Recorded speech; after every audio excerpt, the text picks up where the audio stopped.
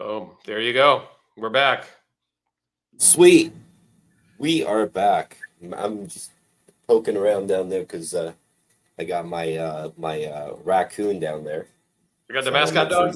he's not chewing. Yeah, he's actually chewing on a bully stick right now.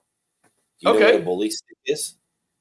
Yeah, that's well, it's a bone, right? Oh, it's a bone, all right. It's a cow Oh, penis. that's right. Uh, I was like, yeah.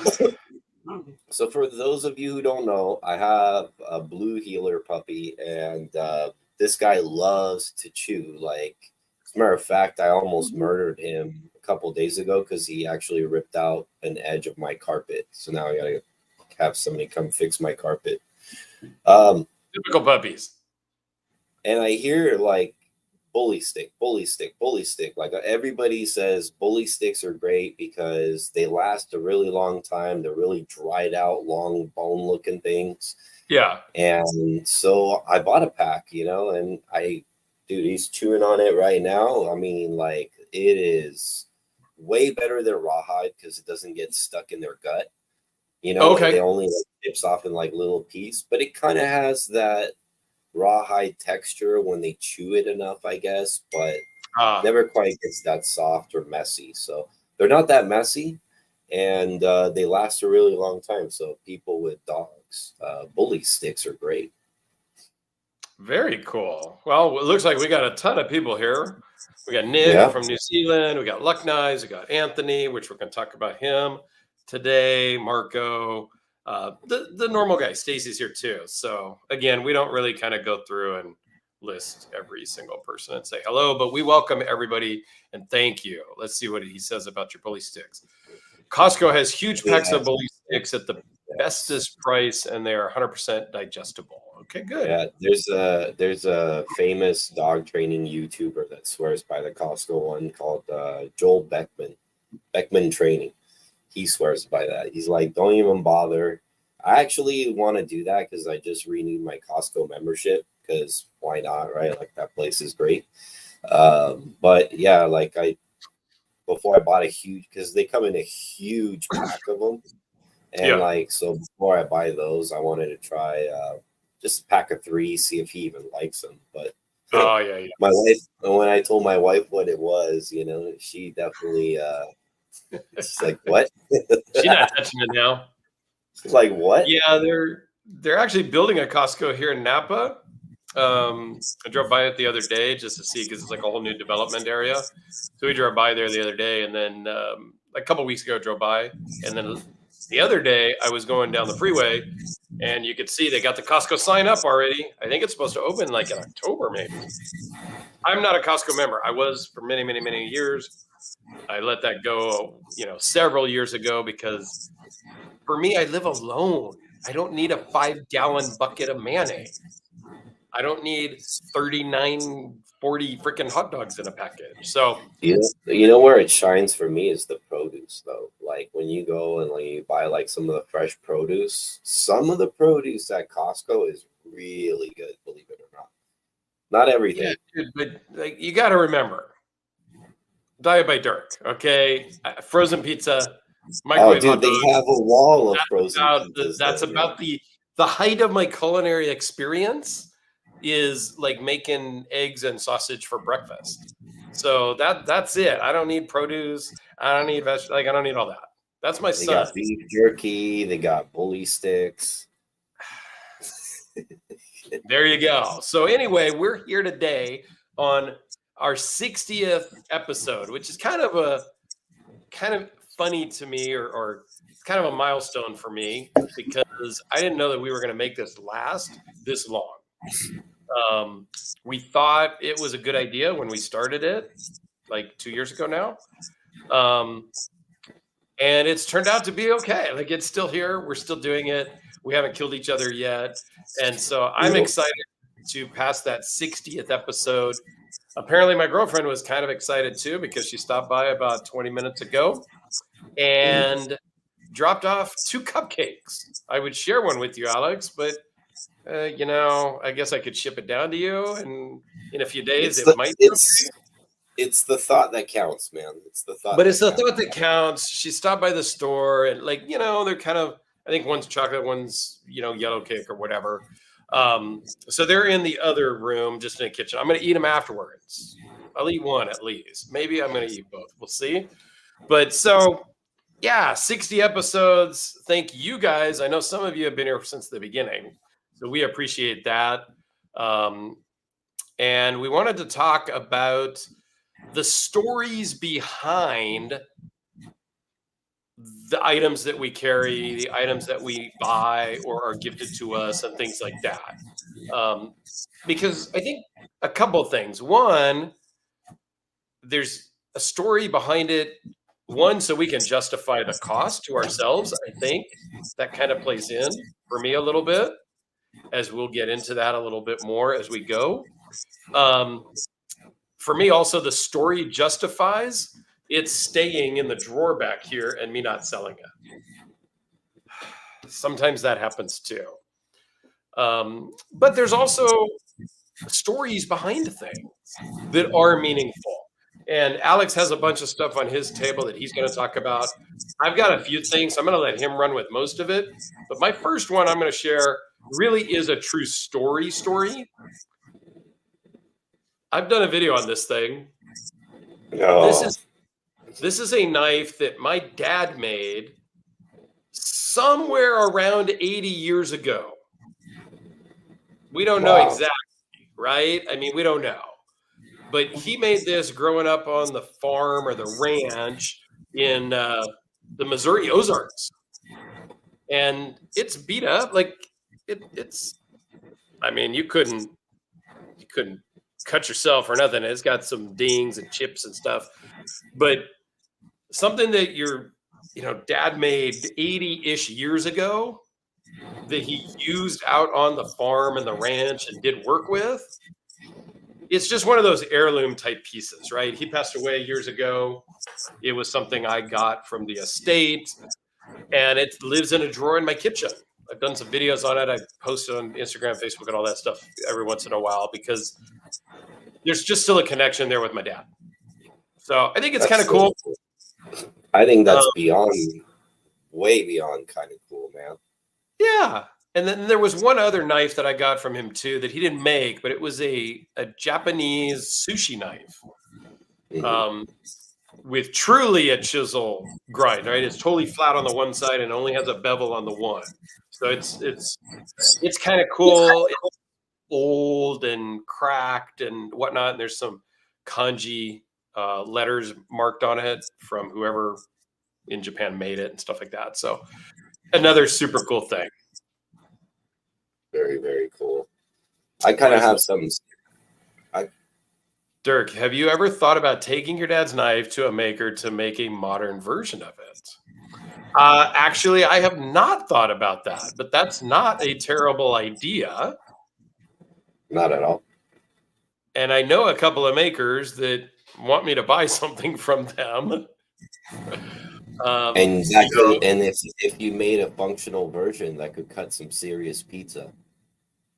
Dude, that's true. I have been thinking of getting a custom pizza cutter made for a long time. And Alex knows because I've talked to him about some ideas and our other friend Chris about some ideas. Luck says he'll make it. Luck says he'll make it? Ooh, we might have to talk at Blade West. Right. I don't know. That might be kind of cool to make a modern version of something like this with an edge. I mean, it's thick, but that might be kind of cool. I don't know. That's an interesting idea, Nick. So thank you. And maybe we'll talk about that. All right. So Alex really kind of came up with the idea for this show. So I know he's got some stuff. I have one other thing for sure that we're going to talk about, but let's see what Alex has as well. And we'll go from there. I kind of like you to bring out that grenade sometime today because that's a cool piece, man. Just saying. That one's locked over in the safe. The grenade tie? Yeah. That's in the safe. I have stories with almost everything I own. So I'm kind of I was thinking of what are the good stories to tell. And I will say, as we say hello to our mascot, Max there. I actually filmed a video a few days back, a little while back, about what makes a knife special. And that video comes out in like a week, give or take. Because I'm kind of booked up now. They're scheduled out for a while, which is awesome. So you'll see some more of my stories. That's why I didn't bring everything out, because I talked about some stories and why some of them were special in that video. That's awesome. So what do you got? I'll bring out this one first because. So, by the way, I heard Remington stopped making knives, even like import stuff and stuff like that. Which is funny because don't know, I haven't heard that. My lovely wife, when in the early years of us being together, when she first got pregnant and was kind of trying to embrace my hobby, let's say, right? Like she wanted to like give me something. One of my presents during Christmas was when she was pregnant that December. She got me this, and they're just little Remington like double spay blade type knives.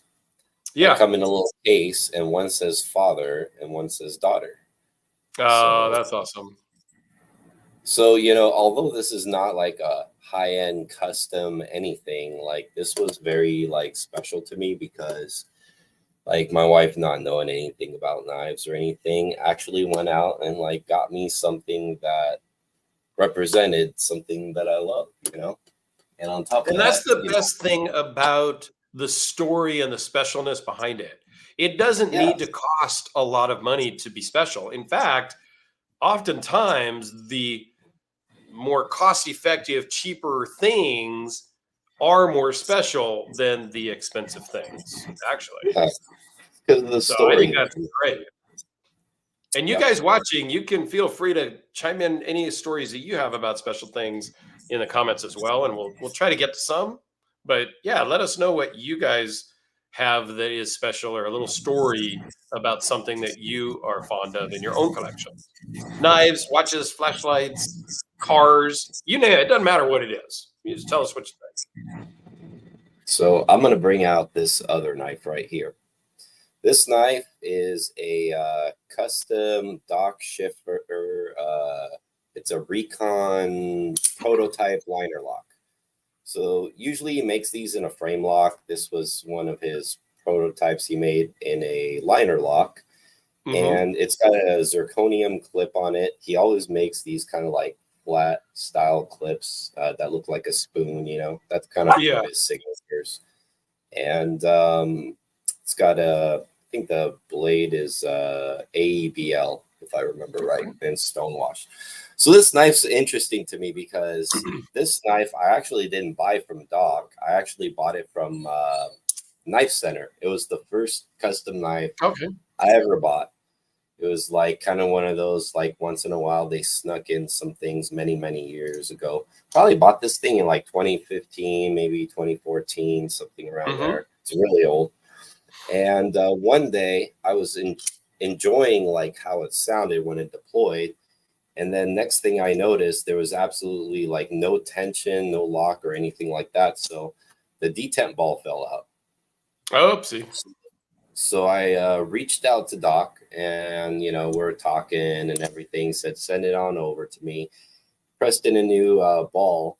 And then when the new ball came in and the knife came back, the action was like butter, like unbelievably good. And then, maybe about a couple weeks later, boom, it pops out again.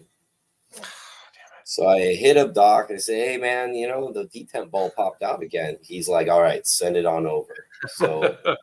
So now we're sending it on over, right? And then so what he says is he's like, all right, man, I wasn't going to take any more risks. So what I did is I welded a little piece of metal rod and I rounded it out like a ball. So it ain't going to come out anymore. Really? So it actually changed the way. it changed the way the thing sounded a lot. It's got kind of like a double click. You know, it's Yeah. really neat, and it's never come loose ever again. The other thing this knife Wow. taught me, it taught me one more thing, which I learned early on, is that zirconium's pocket clips suck. Like they have no flex, they have no give. Yeah. So this clip in titanium would have worked pretty well. It's a pain in the ass in zirconium. So I learned about zirconium with this knife a little bit. Yeah, I think the shape of the pocket clip really so the material determines the shape, or the shape will determine the material, right? Because like that one, there's no flex, there's no nothing. Whereas on my Red Horse Knife Works Hellraiser that has a zirconium clip, just the way it's shaped, it works perfectly fine. So well, and they can work fine. They got to take that into account when they're making the clip, that the material either has give or doesn't have give, and they need to shape it in such a way that it works well. Yeah, and then the other thing too is that zirconium, when you flex it, like how you would flex a bar of titanium, of titanium, you can get it to flex and bend. Zirconium, instead of bending, will just snap. So a lot of people snap zirconium clips. Yeah, and I love zirconium. It's one of my favorites. I got my zirconium Olight i3T right here, which is great. So yeah, I love zirconium. It comes up in X-ray machines at the airport, though, so you always get thrown to secondary screening now that I carry a zirconium flashlight in my bag. So that's always fun. I'm used to it, but okay. The ADV is cool, where it had like a little hinge and a little roller thing. That's super cool. I loved that aspect. It was awesome. Sorry, guys, my dog's trying to steal all my daughter's toys. So Napster Ninja says, back when I was getting into knives back in 2019-ish, his kid contributed in making him a Lego knife. It's a folder and he'll keep it forever. Dude, that's awesome. That's awesome. Specialness, right? Like, we can all go buy some expensive, exotic, Damascus, whatever, fancy knife, and that's special. But when your kid makes a Lego knife, you win. You win. Yeah. There's nothing else we can talk about today that will be that, because that's the ultimate. And like your wife, Alex, didn't know anything about knives and went out and just found some knife that said father, daughter, and bought it. Like, that's just, again, that's the awesomeness. Yep. And that's something like, you know, I'd love to carry in my pocket once in a while. I've carried him to work before. Well, the one that says father. Yeah. So, yeah. So, Mark, help with gadgets. We have a question here. Guys, Pizza Lava Forever. Like, I like that guy already. I don't even know him, but you're talking my language there with the pizza. I eat pizza way more than I'm going to admit on live TV here. But he says, guys, how important is keeping the main bevel center down the blade of a double-edged dagger when grinding? Does it impact the strength of the tip if ground uneven? So ask a knife maker on that one. Double-edged dagger and how? Yeah, I Luck Knives is in the house. The thing is, it's uneven bevel. Like if the center, like if the bevels are uneven, I'm guessing where a dagger would meet, would that like mess with the strength of a knife? And obviously, I think lack of symmetry would, but you know. Yeah, maybe Luck can chime in. Luck says that his kids make Lego swords all the time. Love it. Obviously, we're not keeping every Lego sword, but yeah, we get that. It's cool. Kids are fun. Kids are fun. I got to see my grandson the other day. He was just all on fire. Like, he was not sleepy this time. He was moving all around. He was very active at 8 months. So Yeah. Wow, it's been 8 months already, man. It's been 8 months. January 6th was his birthday. I became a grandfather. What's up, EDC? For fun. His son made a Dennis? Lego flashlight once. It was pretty dope. Yeah, I when we made can involve the kids, I think that's great. Or when the kids go out of their way to make something because dad's into it, Yep, it's great. that's a win. It's a win for sure. So, okay. So Lux says he's never made a dagger personally. Maybe someday. Currently making a wakizashi, which I'm not exactly sure what that is, but okay, cool. Maybe I'll get to see it. Maybe he'll have it done for Blade West and I can check it out because I will be at Blade West this year. A wakizashi is a samurai short sword. The short sword. All right. Damn. Luck. Don't be making them samurai swords because I want a samurai sword.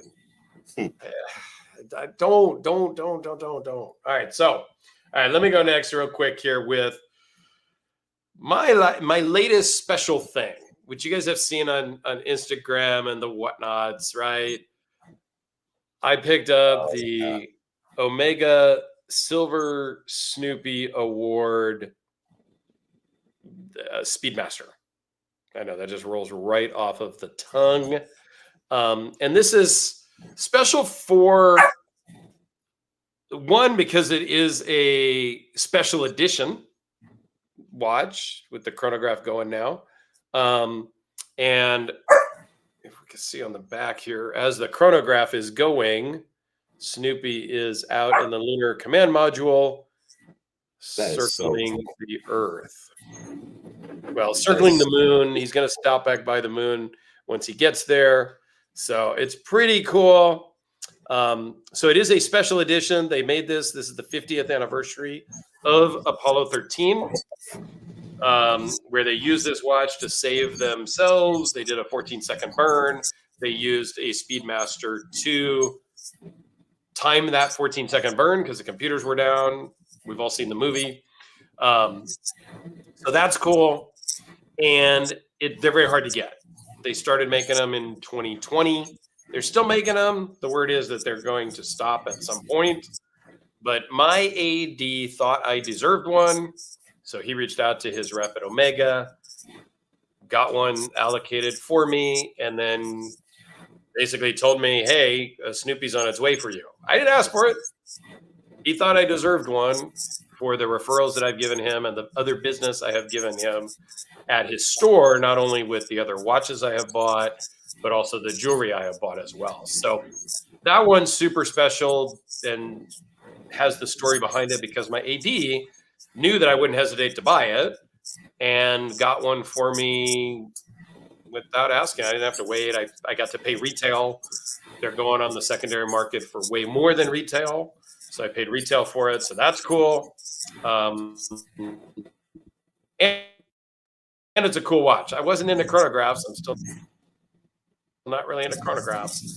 But the history behind that, which I still need to film the full video, we talked about the packaging in a lot of details because the packaging is freaking amazing and insane. But I will do a full video on it at some point here. I'm just kind of spending time with it still. I love it. Yeah, so there's always a story. Yeah, the backside is super cool. And there's a lot more story to the backside, but I'll save that for the video. You're gonna have to wait. I'm gonna have to do a video and talk about all the special things. That's awesome. Well, I guess I'll bring out another knife now. So this one's funny because I've brought this one out on the podcast before. This is a shapeshifter. Oh yes. By a gentleman in Germany that makes these, and very, very interesting way of this knife opening up and whatnot. He made his own Damascus for it. It's OD Green micarta, and it's just really quite intricate. And before I started getting into knives, I bought a really cheap like $20 like or $15 version of one of these on Amazon. I didn't even know there was an expensive version. Frankly, back then I probably didn't know much about knives, period. And you know, but I just thought it was a weird mechanism, so I just wanted to see how it worked, and I bought one. And then I did my research and eventually ran into the real thing. And years later, it's funny, the Amazon knife led me to a full custom one. So kind of neat. This is a knife that I wanted for years, that I eventually did get one. I think I reached out to him first probably in like 2016 or something like that, but never pulled the trigger until a few years ago. So that was kind of the budget knife brings you to the expensive one, kind of like the way it's not supposed to work, right? Right. Yeah. Luck says there's a full Damasteel version of that Scorpio knife available. He kind of wants. Yeah. It's very cool. I did a video on it. Alex sent it up to me, and it's super cool knife for sure. So yeah, it's an art knife, you know. It's just for the intricacy of it. Like you like the design and how like it just perfectly snaps closed, you know, like on its own force. It's really clever how you made that thing. Oh, for sure. Super crazy knife that was super cool and fun to handle and check out. And it's a handmade, you know. It's a handmade custom. That's cool too.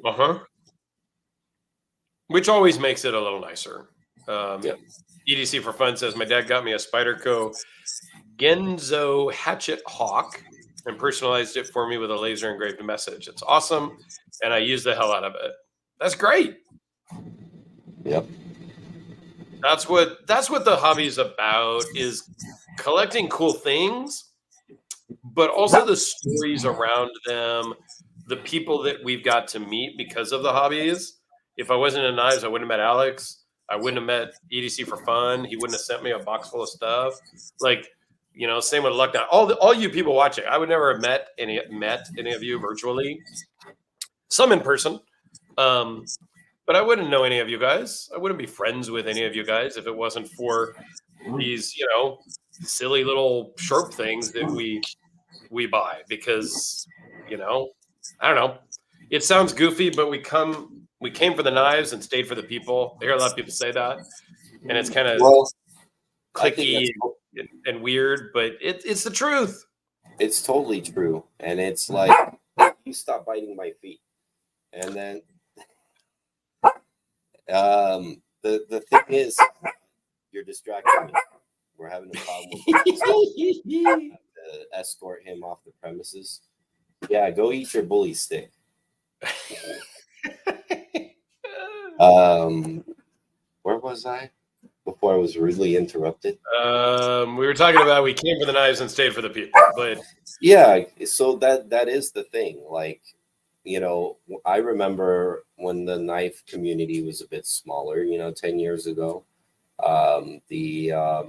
It was like we were all a bunch of weirdos that carry knives, right? And everybody's like, you know, like, who are these aggressive people that carry knives? So you saw another guy with a pocket clip, you're like, hey, he's one of us, you know? Right. Yeah. Like, so many times in line and wherever else, like I have ran into somebody, I'm like, is that a Spyderco PM2 in your pocket? They're like, oh yeah, how'd you know? You know, and things like that.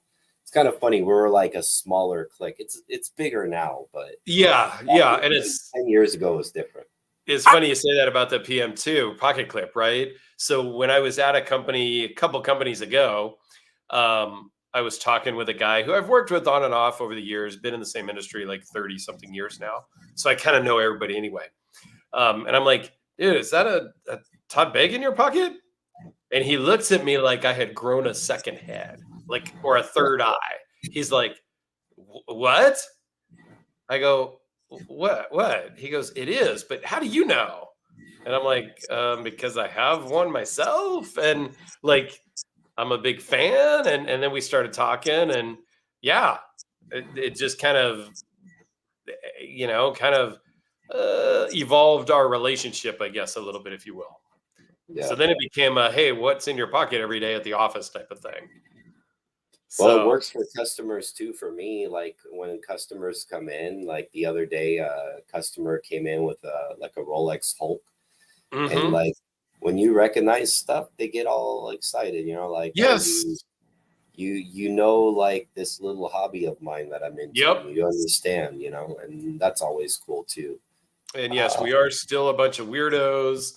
And yep. EDC for Fun says, unironically, I got to know Alex through some of his watch mod videos. That's how EDC for Fun came to know you. And then Interesting. Guri, who's a great guy, and I've got like 5 or 6 of his knives over there that I'm filming. He says, people are in this community, are great in this community. I have yet to meet an asshole in this community. To that I say, sir, you have not met enough people, because there certainly Yeah. are a few. And I will leave it at that. We're just going to leave it at that. They are out there, and I'm glad you have not met any of them. Yeah. And yes, it was a little wild to see a Todd Begg in the wild. It was a glimpse, if I recall. And at the time, I didn't own a glimpse. I had a bodega or 2 or 3. I went through a bag phase, and at one point I had 14 bags of different things. Some true Todd Beggs, some Steelcraft, some big knives from Mark, and things like that. I sold a bunch. I think I have 4 bags left. Big Red from Jim Skelton, a carbon fiber G10 scale bodega, Dragon Lady bodega, and a 1-of-1 Dragon Lady Bugatti, the only black bladed Bugatti that they ever made. So that's kind of special too, but that's locked away. Yeah. So let me go with one more here. We're kind of jumping around today. Sorry, guys. And we are going to cut it off right at 6 o'clock because we have time limits today. Mhm. This one here is the yeah. Red Horse Knife Works Ronin. And this is actually the very first knife that Ed Kim ever made to sell. Right out of apprenticeship, he borrowed some money and borrowed some material from his apprentice teacher, master, mentor. I don't know what you call that. The apprentice, the master, and the apprentice.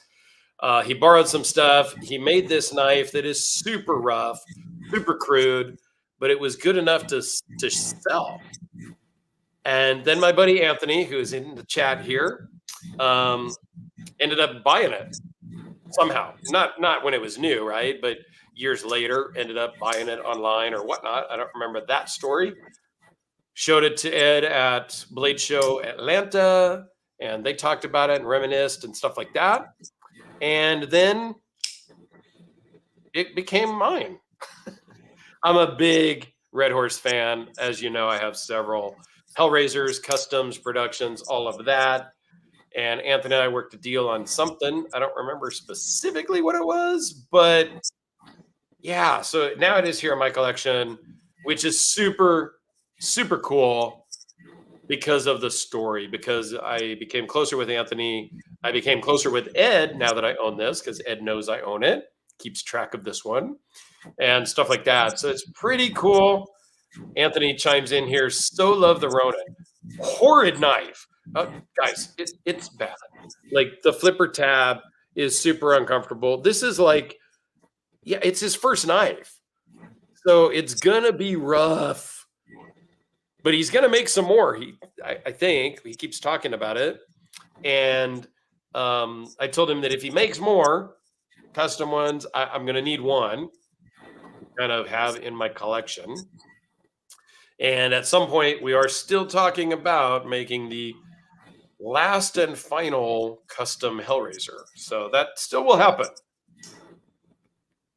So Nice. I'm excited about that. That's going to be a huge story, because I don't have the first custom one. There is, I know the person who has the very first Hellraiser he ever made. And I've tried to get him to sell it to me, but he doesn't want to sell. Mhm. So if I can get that one day, I'll have the very first one he ever made, and I'll have the very last one he ever made. Then I could stop. That's my exit knives, maybe.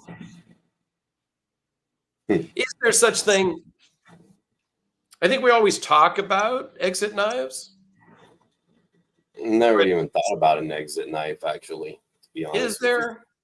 Because I thought I was good when I got the King Battle. 250 plus days in the pocket. Only knife I've carried in almost a year now. And I didn't really want anything else after that. And then I recently ended up with this whole thing. Yep. My dream knife. If you know, you know, right? I mean, so yeah, I don't know. Is there a point where we stop? There's a point right now where my bank account is telling me you better freaking stop for a little while. Between that knife, the Snoopy watch, the Rockstead fixed blade, all like within a month. Like, yeah, dude, I'm done. Like, nice pieces though. Dennis. Oh no, the exit knife, pure unicorn stuff right there. Yeah, okay, so there's no exit knife. People talk about exit watches also. Oh, if I just get this watch, I'll stop buying watches. No, it doesn't really happen that way. Oh, geez. Next up, a Michael Walker. I don't know where do I go from the King Battle and a non-flipper flipper? Like literally the next steps are into those $20,000+ art knives. Now that's not to say you always have to continue going up the ladder. Like you don't. That's how typically my collection has been. And we can have another discussion. We'll have another episode about that maybe, because we're going way off track now. But does it always need to go? Do you always need to go up? I don't. I've gone to the side now. I kind of topped out of where I want to be. Not saying I want to buy more expensive knives later, but those will be like special projects, like grails, you know? Yeah, well, and you say grail. So Napster Ninja here says, haven't found an exit knife yet. I keep buying a grail, and a new grail keeps coming up on my wish list. So my grail is 10 grand. So I had a grail. I mean, my grail knife was the Frank Fisher Battle of any variety, of any shape, any size. Like just the battle model was my grail knife. And I got one, and I was so excited. And I was excited for a long time. It's been years now. I'm still excited. I have not replaced it with a grail knife. I have bought other knives, but I don't have another grail. Like I just don't. I've obtained my grail. I found my grail, and I got multiple grails because I have more than one battle. But I don't have another grail. I don't have a thing on my list that's a grail. I don't know. So it's weird that you have. I think the word grail gets thrown around a lot. Not saying Napster Ninja's throwing it around, but in the community, it's thrown around a lot. And so I don't have another grail yet. But yeah, there's always cool stuff coming out, regardless of price. I'm not saying I'm never buying it. I mean, there's some other knives I want for sure. An RJ Martin Helium, would love to have. Not a grail. It might happen one day. It might not. I don't know. We'll see. But I really kind of need to talk to RJ Martin and see if he would make one to match my Q36 SS, so that I can have a story. I don't know. It's a crazy hobby that we're in. Story knives are great, man. I'll bring out another one. Yeah, please. Professor EDC, how are you, sir? I will reach out to Professor either later tonight, early this week, because I had 2 knives here that need to ship down to him. And I will reach out to you on the side, Professor, to work out the details on that, because shipping down into Mexico, we always kind of need to get coordinated. There's some stuff we got to do behind the scenes. So it's not like I can just throw it in a box and ship it without coordinating timing. So I'll get with you today, tomorrow, next day, We'll ship it this week. Oh, it's always good to see the professor. It is. So what else you got, Alex? Well, this one's kind of Let's cool. make it big. That's what she said. This is the Michael Ziba Angry Bird S4 Copper. This one's really cool because this is a knife that I bought a version of actually quite a few years ago from Mike. As a matter of fact, the first knife I ever bought off of Mike directly was a Copper S4. Mm-hmm. I had a chance to get my first Shirogorov.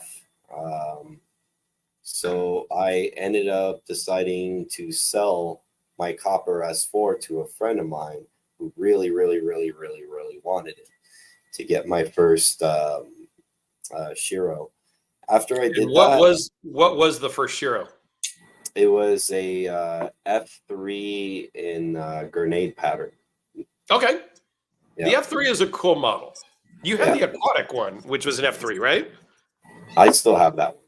Yeah, and that's an F3, right? The aquatic one? Yeah. Yep. Oh, no, wait. I'm sorry. I said F3. F95. It was a F95 frag pattern is what it was. Oh, okay. Yeah. Frame lock one. And that one also got sold some years later. But I regretted not actually selling these because they were like within the teens. He didn't make that many of these at all. And ironically, Jim ended up selling me this one, Jim Skelton. And this one's got a little bit of rose gold in the nostrils. It's a little tiny bit extra special. Mine, the original one I had the Nitro V steel blade. This one's got an ABL blade. So they're all kind of weird. They don't ever kind of match with Michael Ziba, but, you know, he's got the skull spacers on it and everything. Just a really cool, neat piece that he didn't really make a whole lot of in copper. And then this one had a problem too. And I ended up having to send it to him for the exact same thing, a detent ball, actually. So that was actually last year, though. So I had the knife for many years since then. Oh, okay. And when I sent it to him, he ended up somehow it got lost. Like, lost. And I said, he's like, I can make you another one, but I can't do copper. The guy that used to do the copper anno that I do passed away during COVID, one of his partners. So this knife is irreplaceable. So I was like, yeah, whatever, Mike, you know, no big deal. You know, we'll just make something else. That's fine. And then I don't know if I want to tell a story about it, but let's just say some crazy chick ended up, he recovered a box full of knives, and mine was on it. So I got my knife back. That's all that matters. So I almost lost this thing again. And it did get fixed. It's great. Love this knife. But me and Mike had a night sweats over it. Oh, I'm sure. Thai Addiction have a Black Angel S5. Cool. I want to like the S5 because I've filmed Alex's S5. And there's the smaller one. What's the smaller one? There's the S5 Mini. Oh, the S5 Mini. So I kind of want one in the middle of those sizes because I think the S5 Mini is too small for sure. And the S5 is just, I say this in a weird context, but it felt like it was too big for me. but I'm the guy that's carrying around a 4 1/4 inch battle, right? So it's not that big, but I don't know. It just felt big, but I wanted to love it. I like the shape. Well, and remember the one in my hand. I really did like the S5. The Mini, it's too small. But remember, the S5 that you had of mine has all the skulls on the inside, so it's way heavier than that could be part of it too. Yep. Yeah. But I did like that one. That one I did like. My brother actually liked that one. Yeah, I still have that thing. I can't get rid of it. Because it was that other one was another one I should have brought, because that was Mike's personal knife, and it was the first one to get the skulls on the inside like that, which was pretty cool. Well, it's always cool when you can get a knife from the maker's pocket. Yep.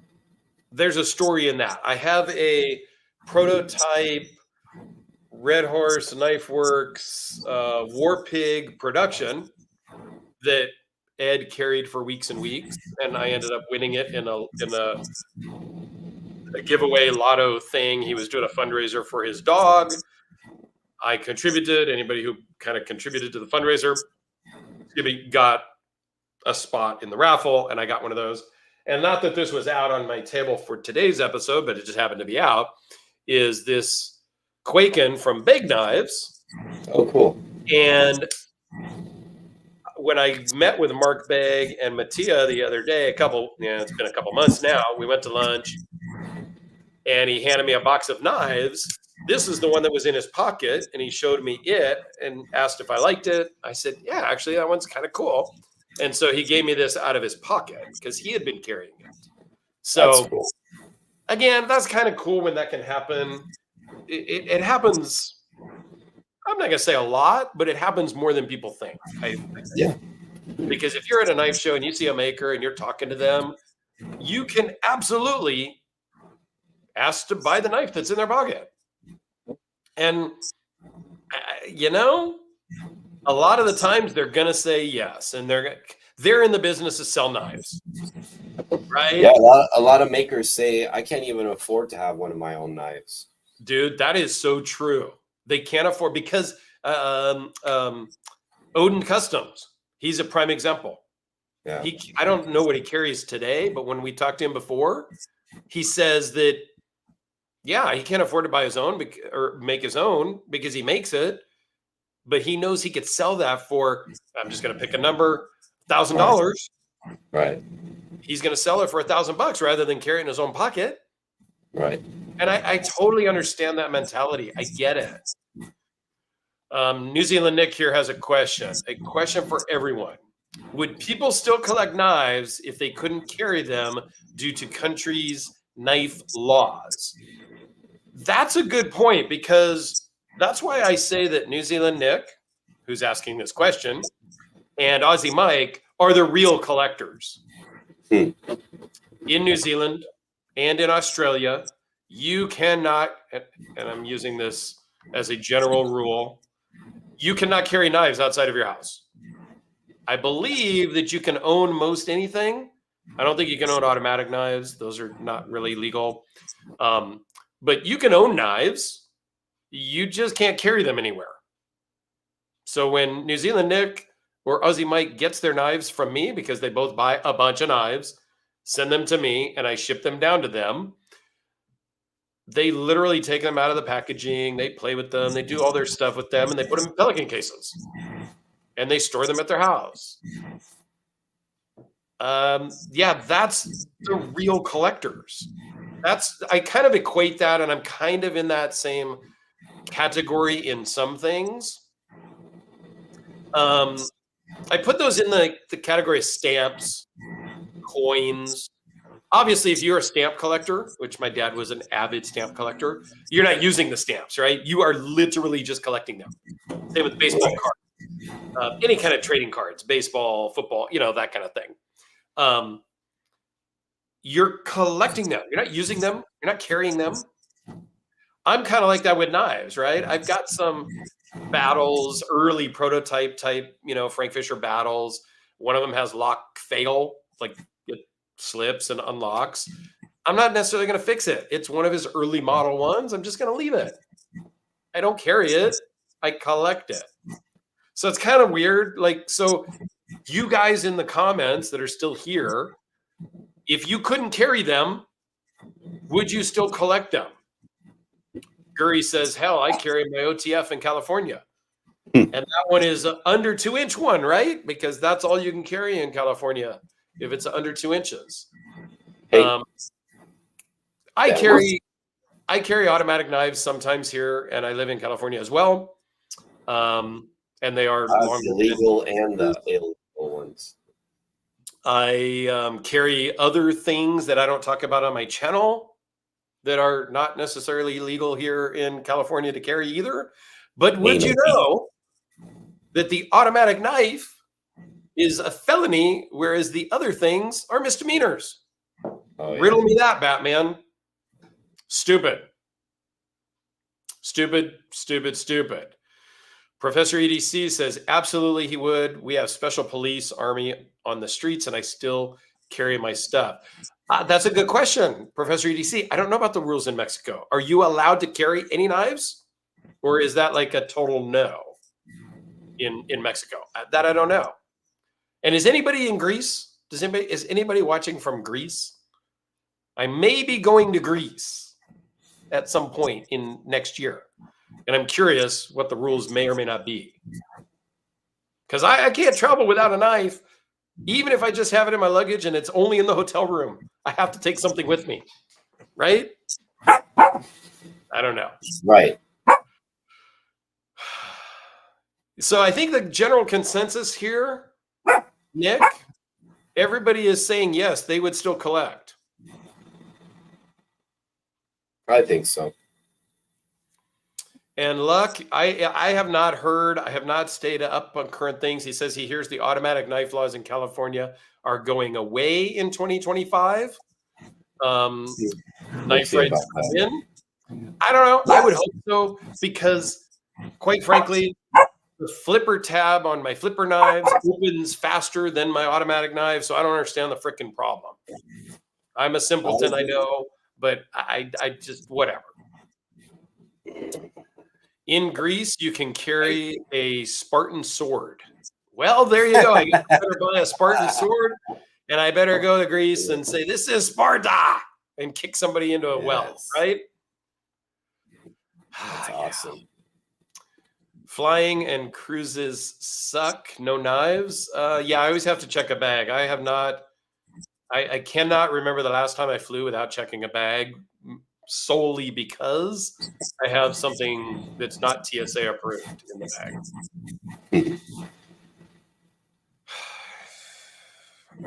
Let's see. John lives near me. He's up in Northern California, but he carries autos and he carries whatever tools he needs to protect him and his son, despite needing permission. But autos aren't illegal unless illegally, as it's a tack on charge. But autos aren't illegal unless used illegally. Yeah, I don't know. I don't get much into it. I literally just carry what I need to carry. John does confirm, though, any length auto in 2025, no more 2-inch length requirement. Under 2 inches, the law says under 2 inches. They don't tell you what, but it must be under 2 inches. Well, that's cool. I can be like John Wick. Yes. Sweet. I'm looking forward to that. How about Bali songs? How's Bali song laws? Yeah, anybody know the Bali song laws? Because that's a stupid one too. Yeah, those are fun for me to carry. I enjoy carrying a Bali song once in a while.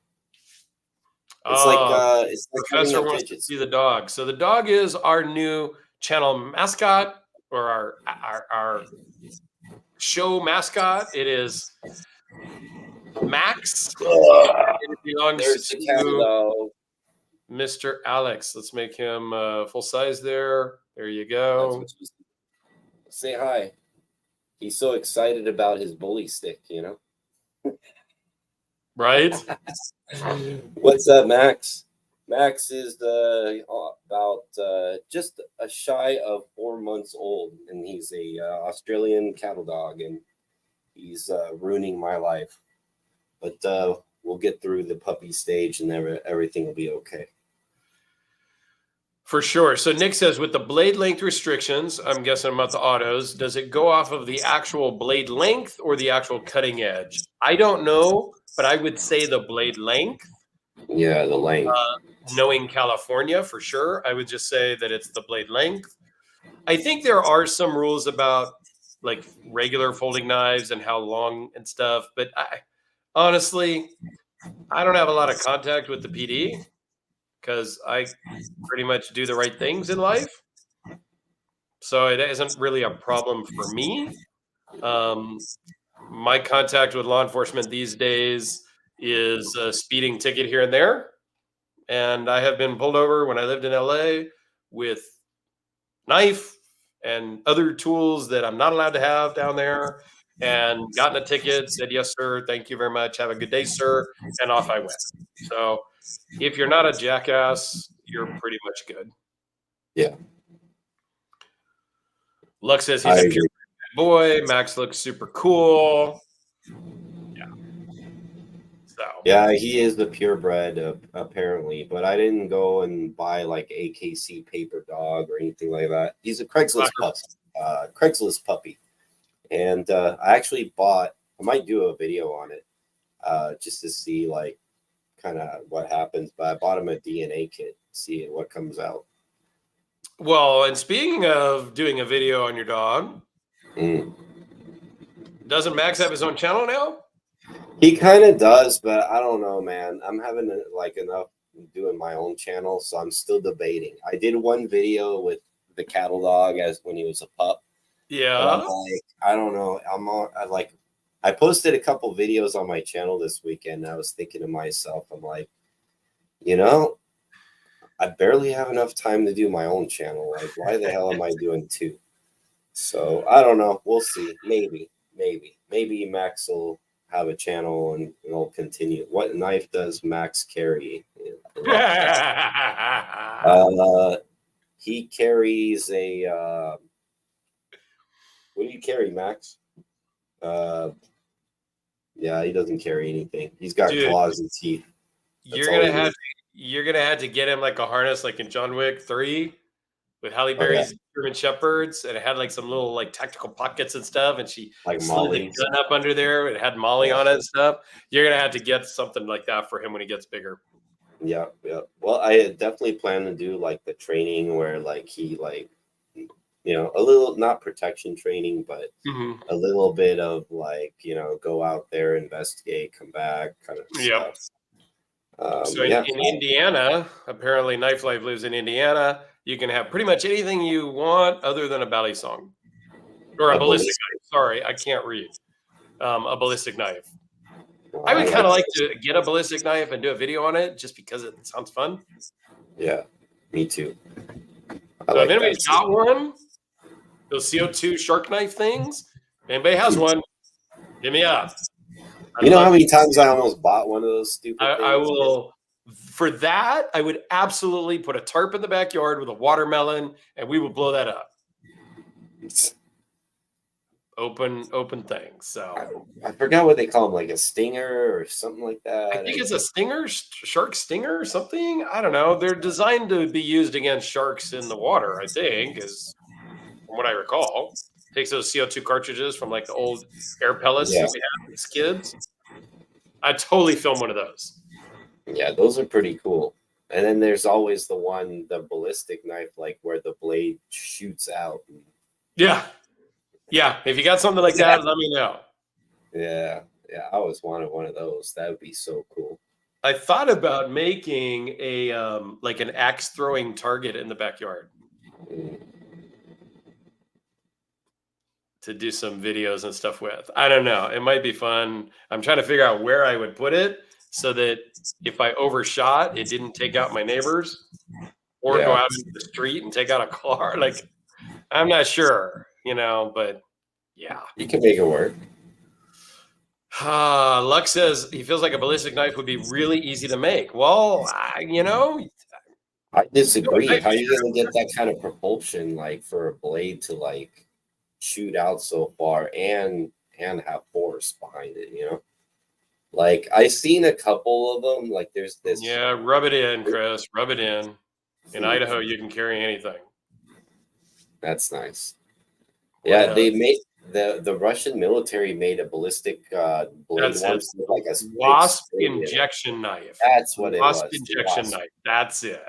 Yeah, that's what it is. But yeah, they made there's a Russian ballistic knife that has a big overbuilt spring that apparently like shoots the blade out.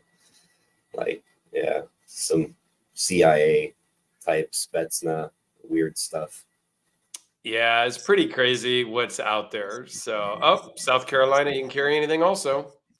I know we're screwed here in California. We know that everything is wrong here, But we're not the worst off, man. We're not the worst off. dude. We're about the worst. New York is maybe worse. New York is definitely worse because there's like a blade restriction length of what, like 3.5. Hey, stop biting me, stupid. Yeah, so New York is a little worse, but then there's other countries like New Zealand and Australia where you just can't carry a knife, period. Which, it's I don't know. That's even worse. I don't know. And Thailand, I don't know about. I know Mark from Thailand was in here earlier. I don't know if he's still here or not, but I don't know what the rules are in Thailand either. So, just interesting. Maybe we'll do an international episode at some point. Get a list of some people and see if we can get them to be guests or something and talk about that. Yeah. At some point, we'll get New Zealand Nick on, but I know what it is. It's like 1:00 Monday afternoon for him right now, I think. So it's hard to get him in as a guest because he's working. Unless we do it a Saturday, right? Yeah, we may have to move it to a Saturday evening. We've done that once before with another guy in Thailand, Avian Knives. So that might be an option. Try to get him and Aussie Mike on at the same time or something, maybe. So yeah, in Australia and New Zealand, you can do it for work. But I've talked with Aussie Mike, and he goes, "Yeah, good luck with that. Just it's best not to even carry it because you can't really prove that it's for work." Now, when you get out into the back country and stuff, yes, you can carry a knife out there with the kangaroos and the weird stuff. But in town, you can't, right? That's the thing, right? So I know people are going to comment, yes, you can out in the camping. Yeah, I know. We're talking about normal. Crocodile Dundee, man. Crocodile Dundee. Dirk, a wasp knife sold on Gunbroker, $9.95. That's in your price range. Ah, Rob. No, that's for you to buy and just lend me so I can film it and then send it back to you. Damn, they were that expensive? I remember when they were like $4.40. Yeah, I don't know. And Nick is happy to come on with Aussie Mike. Like, we'll have to try to figure something out with that. Maybe there'll be a holiday and Monday you guys will be off or something. I don't know. We'll figure it out because it would be fun to have those guys on. Mm-hmm. But anyway, we have kind of got to the hour. I know Alex has got some stuff to do. So I think we'll wrap it up here and say thank you, guys. If you're watching later, leave a comment of what your story is with a special item in your collection. Knife, flashlight, watch, car, baseball card, dog. I think there's a story for everything, and we'd love to hear it. So keep those ideas coming, and we'll see you guys in a couple of weeks. We'll try to have a guest. I think we were going to try to have a guest this week, but we just kind of spaced it and we didn't get to it. So yeah, we're overdue for a guest, though. We'll try to get a guest next time in about 2 weeks. So thanks for watching, everyone. We appreciate your support, and we will see you on the next one. Make sure you watch Alex's new video. He just dropped one yesterday on I'm drawing a blank. The tilt. The tilt. That's right. The Kershaw tilt. And then today's video was on the Spartan Harsey, which I haven't watched yet, but it's on my list because I like that knife very much. My brother actually likes the Spartan Harsey a lot. And really, my brother only collects Chris Reeve knives. But well, you know what's funny is that one a lot. You and I have talked about the Spartan Harsey before, and I've told you, like, it's been in and out of my like cart for years. And it's kind of what the video is all about. You know, I finally got one. Like, I pretty much said, if you take a Sabenza and a Hinderer, and then that's kind of what you would get, you know? And it's not, but it's, I see why people have like a fan following for it, but I just don't, I don't know. I think I want one of the Damascus bladed ones, but with the plain scales, because they do some engravings and stuff. I don't really like that. Yeah. And that's what my brother has, plain, and he carries it with his Sabenza. Those are the two knives he carries almost every day. Interesting. Yeah, it's very Sabenza-like. The Chris Reeve Impanada, whatever it is, the slip joint. He's been carrying one of those for several weeks now also. So anyway, thanks for watching. We will see you on the next one. And yeah, go check out Alex's new videos. He finally did some, so we better go watch them. Thanks, everyone.